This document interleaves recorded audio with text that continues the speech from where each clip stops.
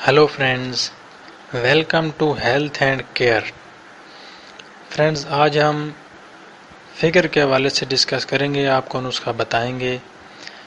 جن بچیوں کا فگر بڑا نہیں، کسی بھی وجہ سے، کسی بیماری کی وجہ سے یا کسی کمزوری کی وجہ سے انہوں نے کافی نسخے استعمال کیے، یا جن عورتوں نے بچوں کو دودھ پلایا اور اس وجہ سے چھاتی لٹک گئی ہے اور انہوں نے کافی نسخے استعمال کیے ہیں، فرق نہیں پڑا، دوائیوں سے فرق نہیں پڑا، تو ہم آپ کو نسخہ بتائیں گے۔ انشاءاللہ اس سے شفا ملے گی، اس سے کافی فرق پڑے گا۔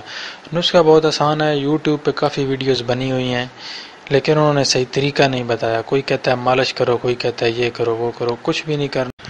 100 گرام املی اور 100 گرام آلو بخارا، جو بھی آپ کے قریب پنسار سٹور ہے وہاں سے آپ 100 گرام املی اور 100 گرام آلو بخارا لے لیں، اور رات کو 1 کپ پانی میں 4 دانے آلو بخارے کے اور 2 بڑے چاول والے چمچ املی کے ڈال کر رکھ دیں۔